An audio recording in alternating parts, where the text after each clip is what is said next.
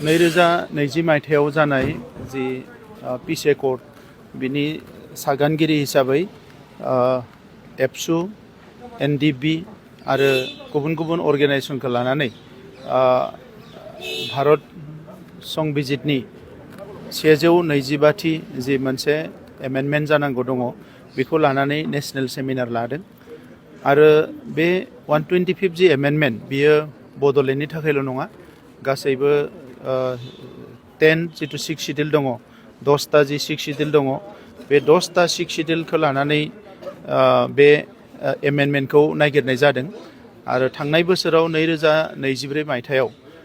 बे गासै गंजि 6 शिड्युलनि दैदेनगिरिफोरखौ लानानै जों जयैनो भारतनि हम मिनिस्टार बिथांखौ लोगो हमदोंमोन आरो बै समाव बिथाङा भारतनि स्टेट हम मिनिस्टार नित्यानन्द राय बिथांनो बिबान होदोंमोन जे बेखौ ड्राफ्टखौ एसे कारेक्सन खालामनानै आरो गुबुन गुबुन ग्रुप्सफ्रा एबा गुबुन गुबुन डिमान्ड खालामग्राफ्रा लुबैनाय बायदियै आरो भारत सरकारा जेरैबायदि हास्थायो बेखौ लानानै बिनि सायाव मोनसे ड्राफ्टखौ रिड्राफ्ट खालामनांगौ आरो लोगोसे नेक्स्ट पार्लियामेन्टआव बेखौ टेबल खालामनांगौ दा बेखौ थांनाय पार्लियामेन्टआव बेखौ लाबोनायखौ नुवाखिसै थाबैनो मोनसे पार्लियामेन्ट सेसन फैगासिनो दङ जिहेतु 125 एमेन्डमेन्टआ फैब्लासो एबा बेखौ पास जाब्लासो 6 शिड्युल काउन्सिलफ्राव फाइनेन्सियेल बिथिङाव मर अट'नमि मोनगोन एबा सेन्ट्रेल गभर्नमेन्टनिफ्राय थोंजोङै फान्ड मोननो हानाय जागोन फाइनेन्स कमिसननिफ्राय आरो गुबुन गुबुन बेवहाय माखासे सोदांनाय क्लजफोर दङ बेफोरखौ सोदाङोब्ला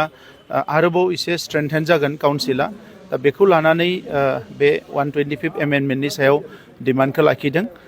दा बेखौनो दिनै नेशनेल सेमिनाराव आंबो बाहागो लादों आंबो बै समाव सागानगिरिमोन हिसाबै आरो हादोरनि राजखान्थि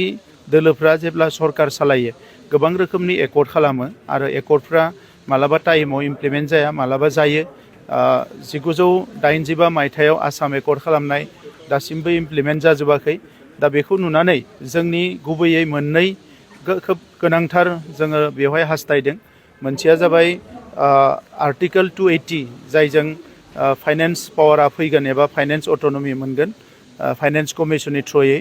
आरो गुबुन मोनसेया जाबाय कार्बि आंलंनि बर'फोरनि एसटि हिल्स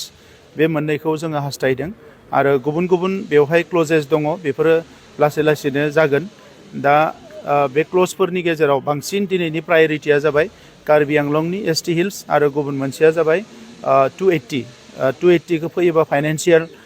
पावारखौ मोनगोन आरो आंबो जिहेतु काउन्सिलाव दङमोन आं नुनो मोन्दों गोबां खामानिफोरखौ मावनो हाया फाइनेन्स कमिसननि 16 फाइनेन्स कमिसननि जेब्ला टिम थाङो जों बिथांमोनजों रायलायदों जोङो बिथांमोननो रिप्रेजेन्टेसन होदों आरो बै समाव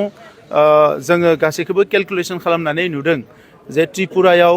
36 लाख पपुलेसन दङ आरो बिथांमोना फाइनेन्स कमिसननिफ्राय 50,000 क'रसो मोनो 5 बोसोराव मेघालया 29 लाख पपुलेसन दङ बिथांमोनाबो फाइनेन्स कमिसननिफ्राय प्राय 30,000 क'रर मोनो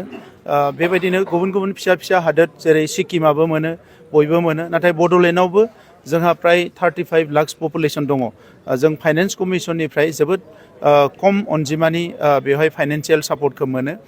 मानोना बेखौ स्टेटआ लायो दा बेफोर गासैखौबो नायनानै जोंनि जि डिसपेरिटि डेभेलपमेन्टआव जि गाहाय गोजौ जानानै दङ बे गासैखौबो एड्रेस खालामनांगौबा 125 एमेन्डमेन्टआ मास्ट आरो बेवहाय आर्टिकल 280आ जेरैखि जाया बेवहाय एमेन्डमेन्ट जाफानांगोन जेरै मिउनिसिपालिटि आरो